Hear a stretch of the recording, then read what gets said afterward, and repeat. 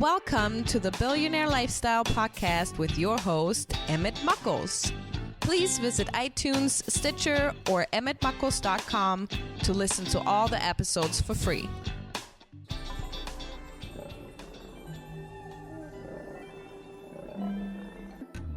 Ladies and gentlemen, welcome to the Billionaire Lifestyle Podcast with Emmett Muckles. Remember, I said you're all billionaires, and I want you guys to really understand this because it's really so important for you, particularly at this time in your life, in this planet, where we are, for you to really love yourself.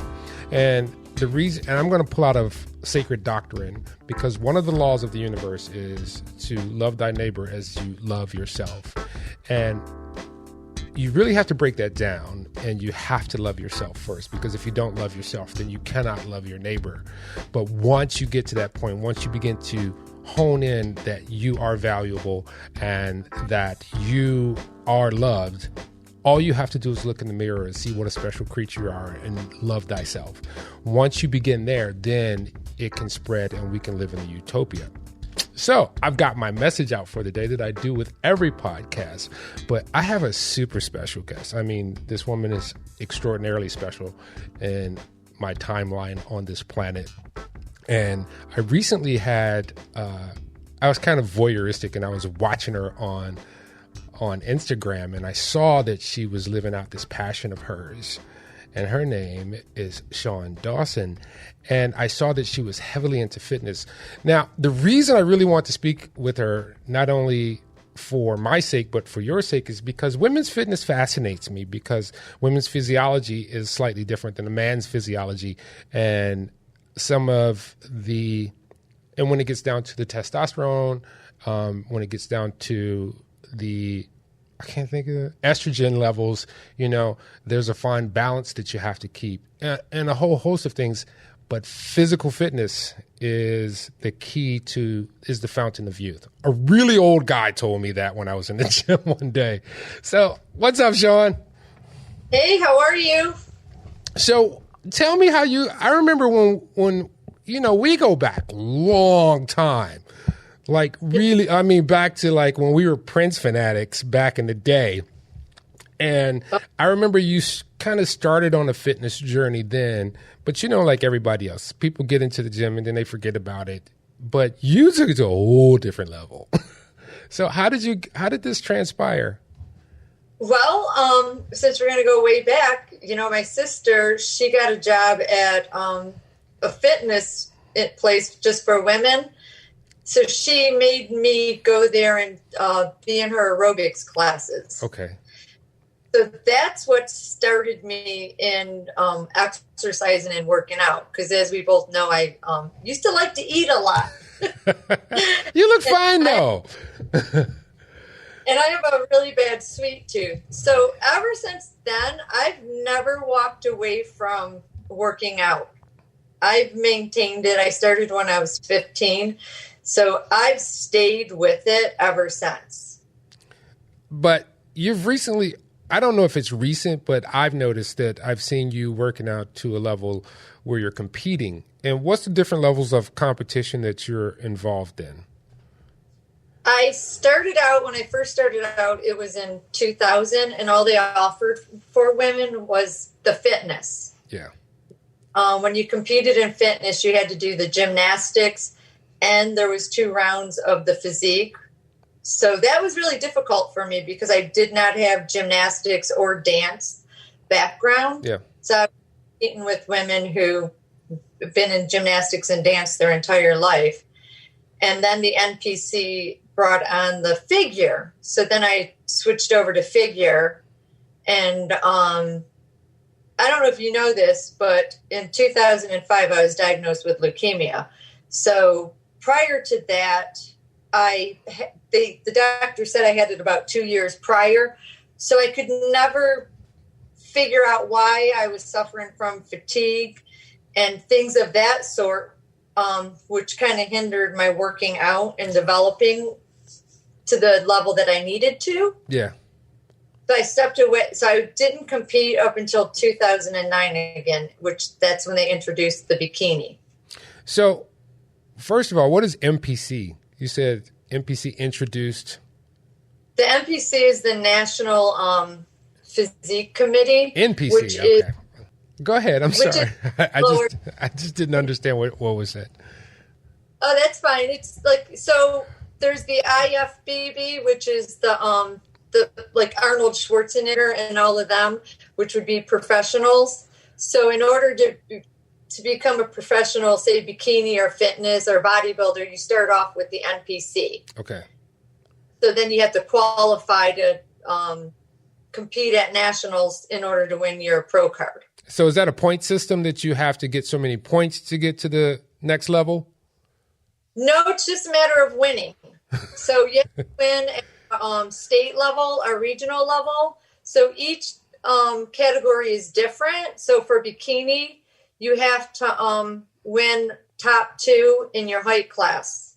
Okay. Unless you're doing masters, which all you have to do is walk on the stage and compete. So they make it a little easier for older people.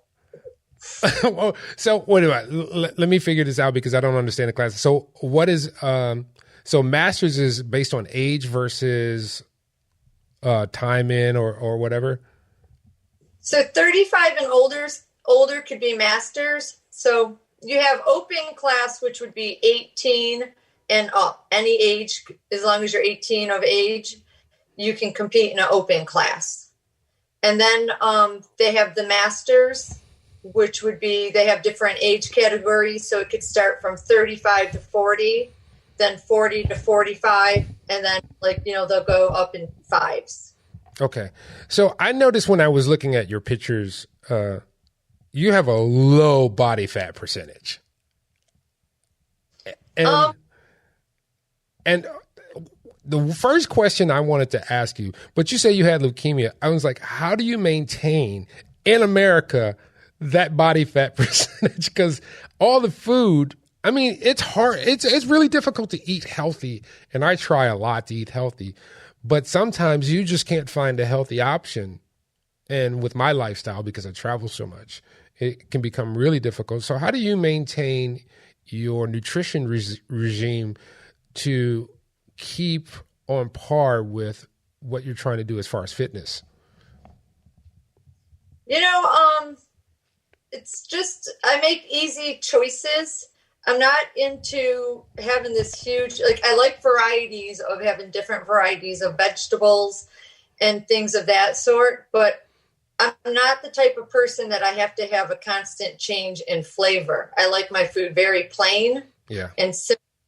So I keep my meals simple.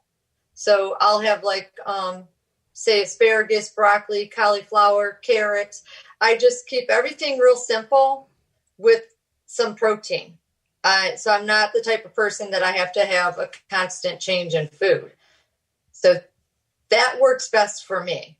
Okay.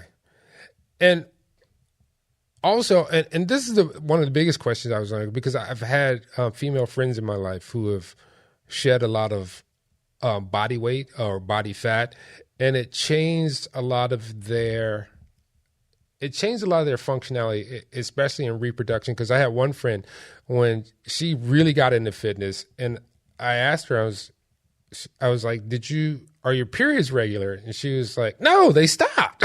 I was like, and she was like 26. She was like, yeah, they just stopped. How did you know? It's crazy.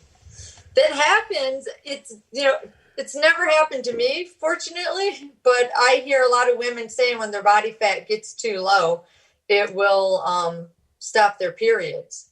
So also with that, are there any issues of making sure that you get enough nutrients when you're working out, especially when you're trying to cut? If you're trying to cut so that you can show your definition and stuff like that, do you have problems absorbing nutrients during this time, or do you have to have a regime around that?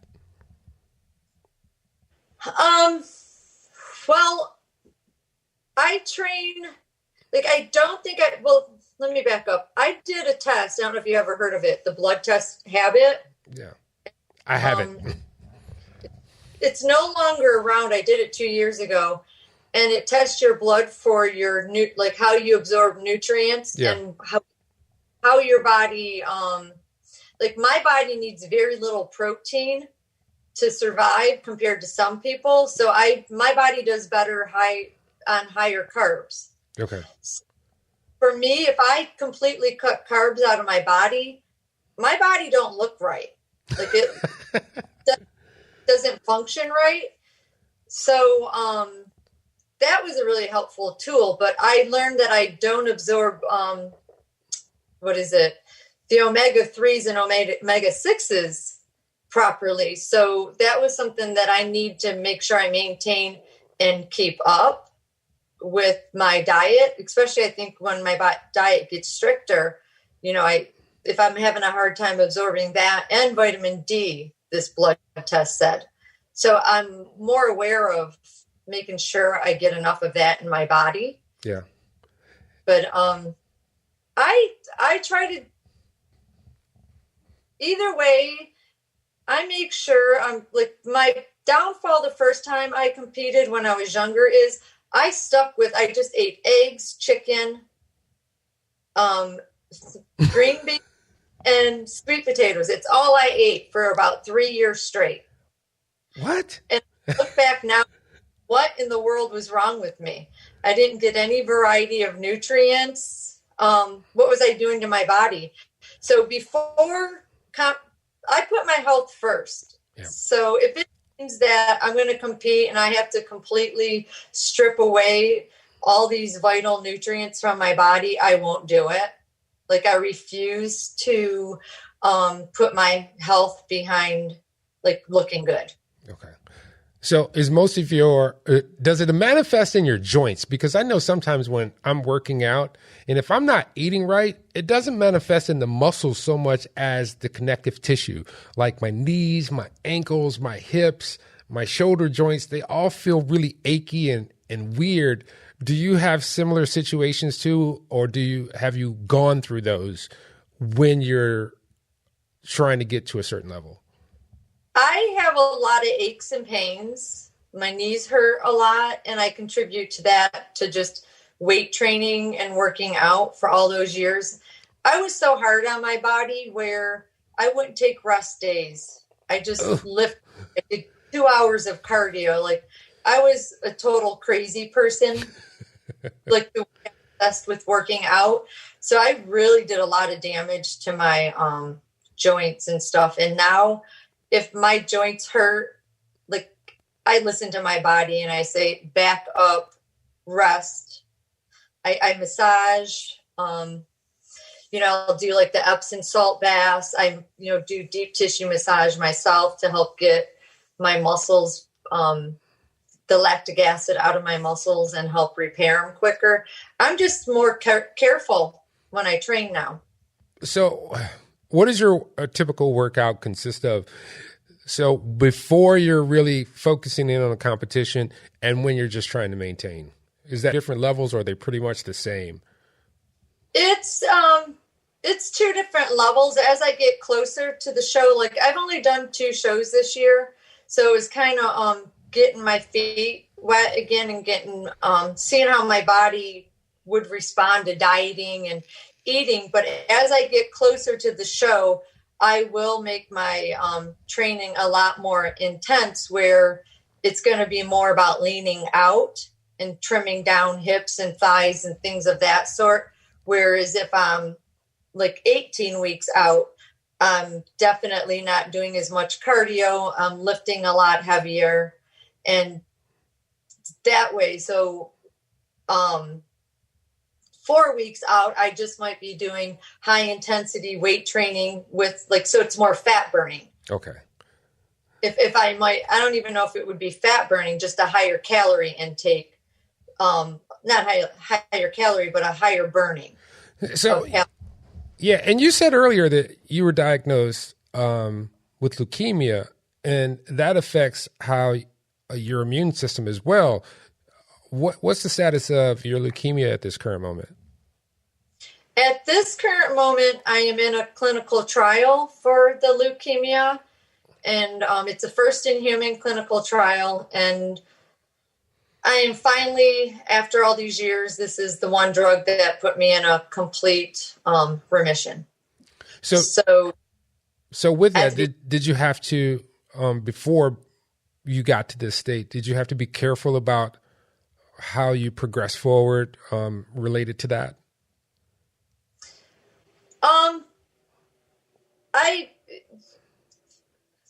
Let me think here for a minute. Always careful at this point with how bad I push my body or how hard I push my body. So I think having the leukemia really makes me, like, if I'm feeling tired or I'm having the fatigue, I suffer from severe fatigue from the medications and the leukemia. So if I'm tired, I say, am I tired from the leukemia or am I overtraining? So I take time. Like, I will sleep. If I have to sleep 10, 12 hours, I will do so if my body's telling me to do it. I won't go in the gym and train myself for that particular reason, because the leukemia, it does take me longer to heal because my body's just in a constant state of healing. My body's constantly fighting off the leukemia. So it's like I'm well aware of listening to my body more so than I ever was. So there's different modalities of training. Like I moved from like doing 3 reps of 10 for everything to doing a 5x5. And 5x5 makes me a lot stronger. I don't get as big and puffy, and I don't look more as like Bane like I used to. I just kind of look more like Batman. So what do you use when you're working out? Do you work out to fatigue for tearing the muscles and muscle growth, or are you just trying to maintain a certain look with, or more of a strength thing? What's your modality to get the results that you need for competition? If to get to the level that I desire to get to, I'm going to have to train I'm going to have to break down my muscles and get them to grow. So it's really just training them past the fatigue, getting to the pain where I say, oh my gosh, like, this is it. Like, my muscle, like, I can't, like, I'm going to fall to the ground and not be able to get back up because how hard I have to pretty much train them. Like, my shoulders are my weak points and my glutes are. So to be able to push past that fatigue and tear that muscle and get it to grow is really important for my goals. So is it a constant weight incrementation as you're working out? So week over week, are you progressing in weights, or are you doing a reverse pyramid? Or so what's your favorite that's your go-to? Well, for sure, I learned a technique that I have Arnold's Bible of working out, and in order to get muscles to grow, like his shoulders, he would train his shoulders like side lateral raises 3 times a day to failure, and that's what got them to grow, to get the roundness. So I was using that technique on my shoulders for about 2 months, and I would take 1 rest day. So I would do like side laterals to failure. I would go down the pyramid. I'd start with 12 pounds and work down to 5 pounds till I couldn't raise the 5 pounds. And I did that every day for about 2 months. And I did see the growth in my shoulders. Now, at this point, I'm just going to do the basic weight training, like lifting heavier and less reps, because I really want to build a little more to my shoulders. And as I get closer to the show I want to do, I'll change my techniques about every 4 weeks. So closer to the show, I'll start doing, just burning out the muscle and trying to get the cut, like the side lateral cut that I would need between the back of the rear delt, front delt, and side delts. So the technique will change constantly. So what would you, if someone was thinking about getting into, like, they look at your pictures and they go, she looks fabulous, I can do that, because there's a movement, particularly for women, who are into transforming their bodies. In America, our food sucks. We're not trained on nutrition in school. So we think, when you're 1920 through like 25, 26, you kind of maintain this natural physique that's, you could eat anything and it probably sheds off with, little effort.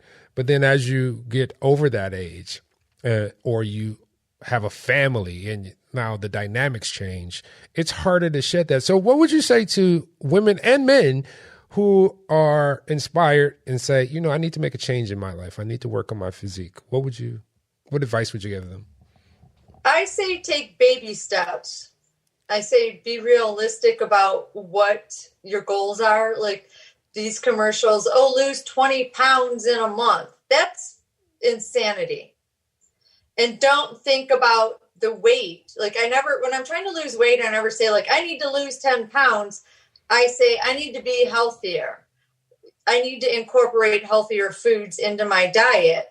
So, am I drinking enough water? So I suggest to people, look at things simple. Are you getting enough water? Make sure you drink enough water because hydration is the key. It keeps you, it keeps you feeling full. It's good for your muscles. It's good for your cells. It's good for your metabolism.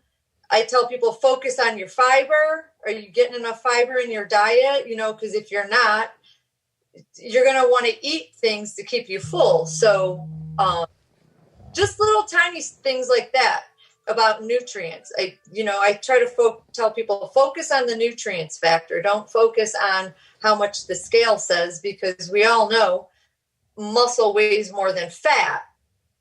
And the composition of, I weigh 110 pounds and somebody else might weigh 110 pounds and we're going to look totally different. Yep. So I always just say, keep it simple, do small steps, and don't ever think of it like it's punishment. Like this is a good thing. Is a good thing for your body. So to me, I never reward myself like, I'm going to eat good and I'm going to give myself a reward. The reward is I'm eating healthy and I'm taking care of myself, which makes me a better person for the people who love me, for the people I love, for society. So I tell people to think of it in positive aspects like that, not like it's a punishment and it's something you have to do. It's something you should want to do for yourself. Okay. With that, you said something about vitamin D earlier, because I take 10,000 IUs of vitamin D a day simply because I'm an African American. I'm living on a non-equatorial plane and I have clothes on for the most part. Right. Most of the time. So I don't get enough sun because the melanin in my skin converts it to vitamin D. What benefits did you find out that you saw a shift when you started taking vitamin D? My energy level, I take about 8,000 of vitamin D a day. I noticed my energy level has risen some. I take that, and I take about 6,000 of the vitamin C with B12s, which benefits myself. And then I juice vegetables as well. But also, I don't really get sick. Like, being that I have a compromised immune system, I rarely ever get a cold. I rarely ever get sick. I have sinuses just because I think, my body changed. But with the vitamin D, I feel my energy level is more, my moods. I can attest to that one because I haven't had a cold in about 5-6 years since I started taking vitamin D and B12. I mean, literally, I've been in the infection zone with people who are just coughing and hacking. And I'm like, and I'm thinking I'm going to get a cold. And it didn't dawn on me till like for a while. And I was like, wait a minute, I haven't been sick. And so like, I'll get a little sniffles, but it'll be gone in 2 days while everybody else is done. Yeah, and everybody else is like super sick. And I'm like, wait a minute. Why am I not really sick like everybody else? And, I take I juice garlic. I'll juice ginger. I really try to keep that nutrients as high as possible. So I have to ask you this. When you juice garlic, because garlic comes out in your pores. Do you sweat garlic? No, I don't, but I will burp. Garlic makes me burp. So that's not always pleasant. Yeah. But so it's kind of funny that, but no, I do not. I personally don't smell it coming out of my pores, but I don't know what people do. Yeah, I was just wondering about that because I have garlic, but I just know, I used to be a cook, and I remember when I would just have to, I would work with garlic. And what I mean by work with garlic, it would be in my hands. It would literally be in my fingertips. So I would be asleep at night. And you know how your hand goes by your nose, and it would literally wake me up because, and I can just imagine if I eat raw garlic and how that would manifest in my body. And I didn't want to subjugate people to that, but that's neither here nor there. But you know what? I really wanted to thank you so much because you're such, when I reconnected with you, I actually thank God that I have had access to you in my life. And you're such a blessing and an inspiration as I continue to watch your page and watch you develop. And I just want to say thank you. Well, thank you. That's an honor. I always thought highly of you. And I think it's great that we reconnected. You are a fun part of my past. Thank you. So what's coming up in the light of COVID? What are competitions like or even working out? Because I just recently started going back to Planet Fitness and I was freaked out because I remember the first day I drove up, it was packed. I live in Indiana, and I live in a very small town, so it doesn't have the impact of COVID that the rest of the nation has. But I was like, I don't know if I'm going to go in there and touch everything and do all that stuff. And so, it was just weird. And so what does that happen with you? So here in Michigan, let's see, I go to Crunch Fitness now because I found out that during COVID that the gym owner of the one in Taylor was staying open. So I was like, I want to do the show in July. So I need to really get into a gym because I was just kind of working out with what I had at home. So yeah, it was kind of very packed. The gyms were very packed. It was hard to get on any equipment, wearing the mask, working out was extremely hard, trying to breathe properly. And just wiping everything. And I wear gloves. I've always wore gloves when I worked out. So I felt a little more secure because my hands were not touching so much. So then it was easy. I could take my gloves home and wash them in the washing machine. So I tried not to touch anything. And that's just kind of how I always was anyways. I don't really touch my skin on any of the equipment. I'll always have a sweatshirt or a hoodie.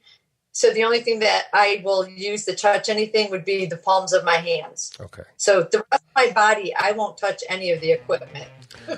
So where can people find out about the competitions and where can they find out about you if they want to see what you're up to? Well, the competitions, there's, depending on your state, each state would probably have their own website. Like Michigan has the Michigan MPC. Or you could go directly to mpcnews.com. And there's other organizations that people can compete in as well, but I tend to prefer the NPC because every show that I've done has always been, I feel judged fairly, always really friendly backstage. The promoters are always really good. So it's always been enjoyable to compete with the MPC. And then I just have Lolly Marie 27 on Instagram. That it's the only social media site that I'm on. Twitter I'm on, but I don't really post anything on there. Well, awesome. Well, I want to thank you so much for being on the Billionaire Lifestyle and agreeing to the interview. Well, thank you. I'm glad you invited me. It was and I don't know how well I did, I'm a little nervous. It's all good. So we're going to close out the show, ladies and gentlemen. You remember what I tell you every time: you are a precious entity. You are a billionaire. People always ask me, what's your show about, Emmett? The billionaire lifestyle. I don't have $1 billion. And I go, stop. Money is a new construct in our time span of history. You should work on the real value, and the value is you. Because 30 days after your parents had their little dance, and he gave something to her. And what happens is when you have a woman in your life, if you give her stuff, she will make something of it. And when a man gives of himself, he makes another human. And 30 days after that inception, you were over 1 billion cells and you hadn't even hit the planet yet. So I want you to understand your true value in this life. And that's what this podcast is about. It's about life. It's about you. It's about the things that affect you. Next thing I want you to do is I want you to really own yourself. So the next time you're going to get in the shower, whether it be morning or night, when you get out the shower, don't put the towel on. Walk up to the mirror butt naked, and I want you to look at yourself and revel in the fact that you are a miracle, and treat yourself as a miracle. And when you see another person that kind of has the features of you, like eyes, ears, and nose, treat them with love, honor, and respect. Till next time, love you all. Peace.